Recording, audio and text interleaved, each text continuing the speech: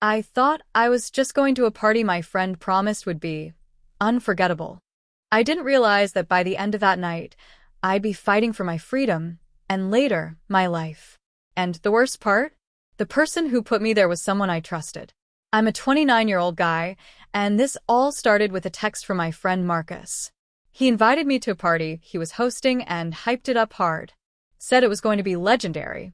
Unforgettable. At the time, I thought he was just exaggerating like usual. I had no idea how literal he meant that. When the party got going, Marcus gathered everyone together and told us he had a special surprise. He led us upstairs into one of his many bedrooms. He lived in this massive house, and in the middle of the room was this huge box-shaped object covered with a cloth. Everyone was buzzing. Phones were out. He slowly pulled the cloth away. Under it was a massive metal cage. Inside the cage was a fully grown lion.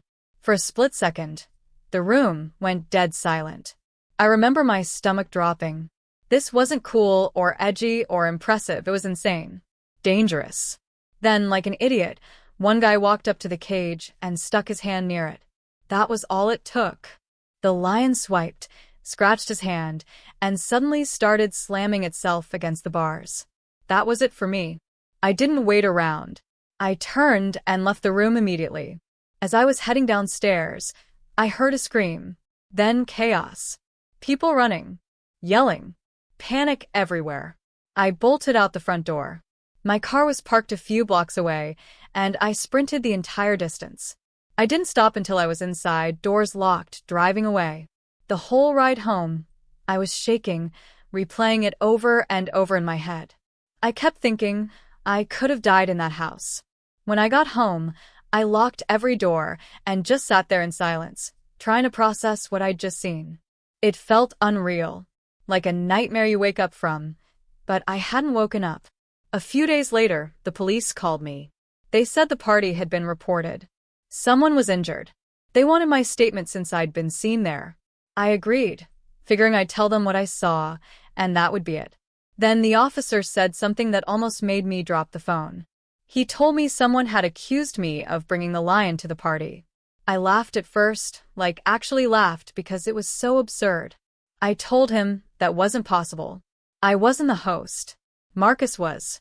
But the cops said multiple witnesses were claiming otherwise, and I needed to come in for questioning. That's when the fear really hit. I knew I needed a lawyer. The only person I trusted was a lawyer my uncle had used years ago. My uncle had been accused of embezzlement, and the evidence looked airtight. Everyone thought he was done. Then this lawyer, I'll call him Tommy, tore the case apart piece by piece. My uncle walked free. Ever since then, our family swore by Tommy. He wasn't cheap. I didn't care. We met before going to the station, and he laid it out plainly. The charges I could be facing were serious. Reckless endangerment. Causing bodily harm. Real prison time, if this stuck. At the station, I told the truth. I was just a guest. I had no idea about the lion. But then they started listing witnesses. People claiming they saw me involved, saying I helped bring it in. I was stunned. These people were lying. Flat out lying. By the time I left, I felt hollow. Like I'd walked into an alternate reality where up was down, and I was suddenly the villain. Tommy was waiting outside, calm as ever, leaning against his car like this was just another Tuesday. On the drive, he told me straight up it was going to be a fight. People lie when they're scared. And someone was clearly trying to protect themselves. That someone was Marcus. A few days later, Tommy called me into his office and dropped the real bombshell. This whole thing wasn't random. It was calculated. Marcus was obsessed with his social media presence. He was known online for throwing wild, over-the-top parties. That was his brand. But recently, his engagement had tanked after an incident involving a girl at one of his parties. People tried to cancel him, and it worked. Likes, shares, sponsorships, all gone. He was desperate. Tommy showed me messages, emails, posts where Marcus hinted that his next party would be legendary and unforgettable. He hadn't brought a lion for fun. He did it to go viral. To shock people. To get attention back. And when it went wrong, he needed a scapegoat. I was one of the few sober people there. the easy target. As we got closer to proving the truth, things escalated. I started getting anonymous threats. Someone tried to break into my apartment. A brick was thrown through my window. It was clear they were trying to scare me into backing off. Then came the night that nearly killed me. I was driving home when I pressed the brakes, and nothing happened. The pedal went straight to the floor. My heart stopped. I yanked the emergency brake, swerved wildly, barely avoided other cars, and finally came to a stop inches from a tree.